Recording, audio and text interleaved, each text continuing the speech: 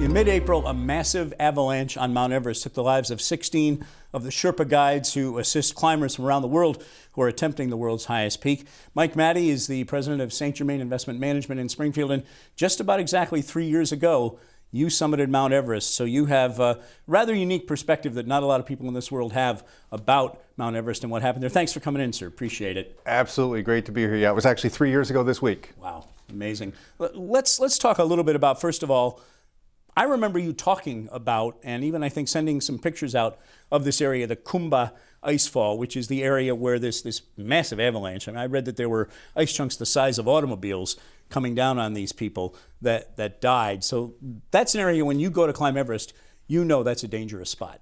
Yeah, the Khumbu Ice Fall is really the worst spot for what they call an objective hazard, something you really have no control over. It's just Russian roulette at that point, and it's the Khumbu Ice Fall. And a lot of people, when they hear of an avalanche in the Khumbu, they think of that traditional wall of snow releasing and coming rolling down. In the Khumbu, what it really is the west shoulder of Everest is kind of hanging out over your head with big ice blocks that have been there for hundreds of years in some cases, and they occasionally break off. And there's earthquakes in the region and other things that will shake them loose. And when they come down, they typically release, they hit someplace else on the mountain, and then they shatter into thousands and thousands of pieces, ranging from the size of a baseball to, as you said, a car or an RV. And the problem is they're like that ice at the end of your driveway that's hard packed at the end of winter. It's really like concrete coming at you at that point. And in order to successfully climb Everest, you typically have to go through the Khumbu Ice Fall 6 to 8 times. So every time you're going through, you're taking your chances. The Sherpas, the native Nepali guides who really, they really are essential. You can't summit Everest without them, can you? No, I mean, they carry the gear, they get a lot of things set up for you, they prep the ice fall for you every day. So yeah, they're really an essential part of the climb, and they're an amazing group of people. Now, after this happened, 16 Sherpas are lost. Those remaining, number one, there were disputes about what kind of benefits they would get from the government. They get a better pay by far than the average person in Nepal, but it's not enormous amounts of money. The Sherpa said, we're not climbing anymore this season, shuts down really what's a big industry in Nepal. Well, I think that's a bit of a misperception, actually. What happened was in Kathmandu, all over Nepal, really all over the Himalayas, there's a lot of these Maoist rebels who are attempting to really overthrow the current Nepali government. And a bunch of these rebels showed up at base camp this year and kind of got everybody stirred up and threatened the Sherpas, in all honesty. I know folks who were there, they said they were being threatened with the Sherpa were being told, if you go up, we will break your legs. While you're on the mountain, we're going to hurt your family. So at that point, you need to look at your Sherpa and say, you know what, I can't put this guy in this position, and go home. But it really was this very militant group of Maoist rebels that were driving the decision, because it's an attempt to starve the Nepali government of the money.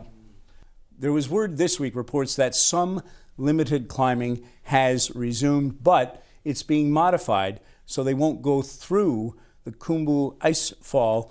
They're going to go by helicopter to, I think is it called Camp 2? That's above that point. What's your reaction to that approach to Mount Everest? Well, there's two sides to climbing Everest. There's the north side and the south side. The north side this year is kind of continued on uninterrupted. So the Chinese side, there really hasn't been any issue, other than the normal issues where the Chinese government's not issuing permits in a timely manner, etc. But north side totally unaffected. The Khumbu Ice Fall is on the south side of the mountain. And there are a couple of people who stayed, the reports are they took a helicopter up to Camp 2. It's really very sketchy in terms of the details, because they don't have government permits to do this. The government is, saying that, they're, as far as they know, there's been no helicopters who've asked for clearance to fly above base camp, which they need to do, other than to get some gear out, which was authorized, but there was never any authorized carrying up of people. So somebody possibly paid some helicopter pilots to do a little bit. And actually right now what's happening is a lot of the Sherpa, the proposal has been going forward, maybe they should use helicopters to carry gear up the mountain, and the Sherpa are actually starting to form some groups over there saying, that's Sherpa jobs, that's Sherpa work. We don't want the helicopters taking the gear up, because it's a good chunk of pay. They get paid a pretty high rate of combat pay, in effect, hazard pay for going through the ice fall, and they don't want that job taken away.